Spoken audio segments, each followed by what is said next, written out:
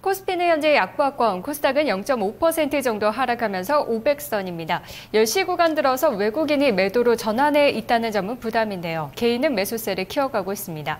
여전히 미국 증시 눈치 보기가 한창인 증시인데요.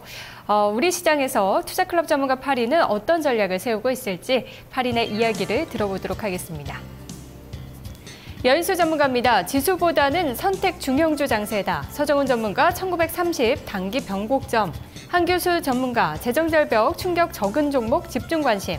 김영용 전문가 61선의 힘 겨루기 중 방어주 상대 강세 시장. 강재현 전문가입니다. 상하방 제한적인 좁은 박스권 진행을 예상하고 있습니다. 김대복 전문가는 가격 조정보다는 기간 조정을 통한 기울기 조정. 금산 전문가 수렴 구간 이어질 것, 주도주군 비중 늘려야. 유성치 전문가 재정절벽 이슈 지속되고 있다. 반등 제한적 국면 연장. 여전히 재정절벽과 관련된 눈치 보기 속에 제한적인 지수의 움직임을 예상하고 있는데요. 이 가운데 또 어떤 종목들을 봐야 할지 자세한 이야기를 들어보도록 하겠습니다. 먼저 한교수 전문가입니다. 안녕하세요. 네, 안녕하십니까. 교수입니다. 네, 전문가님께서는 재정절벽 충격이 적은 종목에 관심을 집중하자라고 하셨는데요. 그렇게 된다면 이제 금융이나 많이 오른 경기 민감주를 좀 피해야 된다라는 말씀인 것 같네요. 그렇습니다. 일단 그 재정절벽에 대한 이제 결과가 아직까지 상당히 많이 지연이 되고 있죠. 아마 이 재정절벽에 대한 협상이 지연이 되게 되면 미국 증시가 지난번처럼 한 차례 정도 조정이 나올 가능성이 있습니다. 물론 연말 끝으로 가서 재정절벽은 극적으로 타결이 될 것으로 저도 기대는 하고 있습니다만, 정치권의 움직임이라고 하는 것이 항상 가장 마지막까지 끝까지 협상을 진행을 하면서 마지막에 결과가 나온다라는 부분들을 감안한다면, 지금 현재 재정절벽 협상에 대한 결과가 그렇게 쉽게 나오진 않을 것 같고, 그것이 조금 딜레이가 된다고 한다면 시장은 단기적인 어떤 그 충격이 좀 가해질 가능성은 좀 있습니다. 그래서 일단 지금 시장은 큰 상승을 기대하는 것보다는 짧은 어떤 그 조정이 나올 수 있는 가능성이 높기 때문에 그 짧은 조정이 나왔을 때 충격이 적고, 또 그 조정이 마무리가 되고 지수가 반등할 때 오히려 강하게 반등에 나설 수 있는 그런 종목을 지금은 선택하고 집중하시는 그런 전략이 좀 바람직할 것 같습니다. 네, 아무래도 재정절벽 협상 관련해서 좀 난항이 예상되고 있고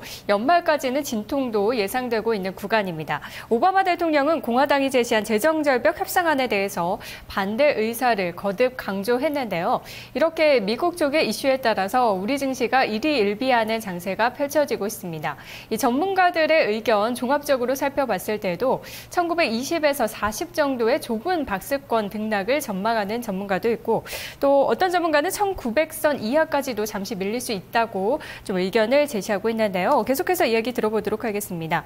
자, 전문가님, 자, 그렇다면 우리는 어떤 쪽에 포커스를 둬야 될지 관심 섹터도 이야기를 들어볼게요. 네, 현재 시장에서 우리가 종목에 대한 섹터권을 보실 때는 일단 안정성과 함께 시장이 살아날 때를 대비를 하는 전략이 좋습니다. 이제 두 가지 섹터권으로 저는 종목들을 보고 있는데요. 현재 시장의 단기적인 흐름을 이끌어가고 있는 종목들은 IT 섹터권이고요. 그리고 두 번째로서 상대적으로 안전하지만 중국이라든가 또 경제지표가 미국에서 또 중국에서 호재가 나오는 어떤 흐름에 대비를 한다고 한다면 앞으로 이제 경기 민감주 충분하게 빠져서 바닥을 다지고 있는 경기 민감주 섹터 양쪽으로 일단 조금씩 보시는 게 좋을 것 같습니다. 따라서 일단은 IT 종목군들은 먼저 상승에 따른 충분한 조정을 보이고 있기 때문에 IT주들은 삼성전자라든가 삼성전기를 선두로 해서 L전자, LG노텍 같은 이런 IT 종목들과 IT 부품주들에 대한 관심은 계속해서 이어가셔야 될 것 같고요.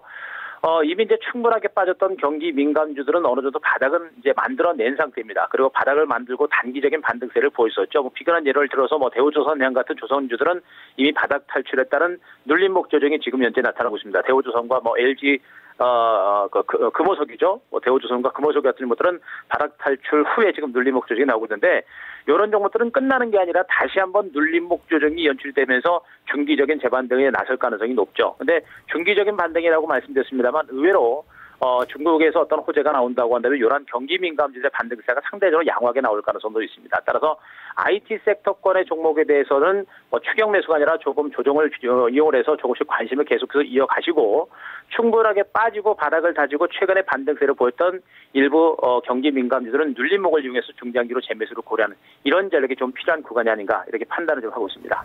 네, 알겠습니다. 전문가님 말씀 고맙습니다. 네, 고맙습니다. 한기수 전문가의 전략을 들어봤습니다. 대우조선해양이나 금호석유 모두 60일 이평선 부근까지 올라왔다가 잠시 쉬어가는 모양새인데요. 조정이 있을 시에는 매수 접근 가능해 보인다. 그리고 IT 섹터 역시 삼성전자를 필두로 한 IT와 IT 부품주의 관심은 유효하다. 이런 이야기 해주셨네요. 다음은 김대복 전문가 만나보겠습니다. 안녕하세요. 예, 안녕하세요. 반갑습니다. 네, 전문가님 의견은 가격 조정보다는 기간 조정을 통한 기울기 조정이다라고 하셨는데요. 지수 밴드는 좀 좁게 잡고 계신 것 같네요. 예, 단기적으로는 지금 현재 지수가 1856에서 1944까지 88포인트를 올랐습니다. 우리 지수가 1944를 찍고 나서는 이틀 연속 조정을 보이는데 어저께 이제 가격의 1차 마디라고 할 수 있는 0.168 코스 1929 영역을 살짝 타치한 이후에 반전했고 오늘은 해외 시장이 약세 흐름에도 불구하고 시장의 어떤 내면적인 흐름 자체는 1930을 축으로 해서 밴드가 형성되고 있다. 아래는 1925이고 위로는 1940 정도의 좁은 밴드인데 이런 밴드는 가격의 조정보다 기간의 조정의 성격이 높다 이렇게 보입니다. 상대적으로 전날 조정받을 때 강하게 움직였던 코스닥 종목의 경우에는 오늘 상대적으로 좀 약해지는 어떤 이런 흐름인데 여전히 500선을 축으로 치고 봤는데 코스닥은 오늘 수급이 따라주지 않기 때문이다 이렇게 보겠고요. 코스피 종목이 지금 현재 기간 조정을 받는 어떤 이런 대표적인 어떤 흐름은 단기적인 어떤 추세를 가지고 있고 중기적인 추세를 전환하는 어떤 국면에서 확실한 어떤 매도 주체가 없다는 것이죠. 다만 지금까지 11월 달까지는 기관들이 주도했던 장이라면 12월 달 들어서는 외국인들이 주도하는 어떤 장인데 오늘도 외국인들의 포지션은 선물 시장에서 지금 현재 부분적인 매수를 하고 있고 현물 시장의 매도 물량이 적습니다. 특히 이제 시가총액 상위 종목의 어떤 움직임들이 삼성전자와 현대자동차, 특히 IT 섹터는 그냥 하방 경직성을 보이는 반면에 자동차 쪽에 어떻게 보면 짧게 순환매 어떤 이런 자리를 들어가서 지수의 어떤 하락을 막아주고 있는데 문제는 기술적인 반등을 도모했던 지금 현재 소재나 산업재 같은 경우 특히 지금 오늘 보면 GS건설의 어떤 움직임이나 또 낙폭 과대에서 반전했던 NC소프트의 어떤 흐름들이 너무나 모양이 나쁩니다. 이런 어떤 흐름들이 시장의 전체를 끌고 가는 어떤 이런 역할을 할 거냐 이것이 관전의 포인트이고 현재는 기본적으로 조정이 나오면 저점에서 매수하는데 가급적이면 트렌드를 가지고 있는 어떤 이런 종목들이 좋고 특히 오늘은 내수 관련주들 중에서 음식료나 그다음에 제약주들 쪽 그리고 자동차 쪽의 어떤 순환 섹터가 일고 있다는 점을 주목해야 될 것 같다 이렇게 봅니다. 네, 전문가님 관심 섹터로 자동차와 음식료 섹터를 말씀을 해주셨는데 자동차 관련해서는 이제 어느 정도 반등의 목표치에 도달하지 않았나 하는 생각도 들거든요. 더 오를 부분이 좀 남아 있을까요?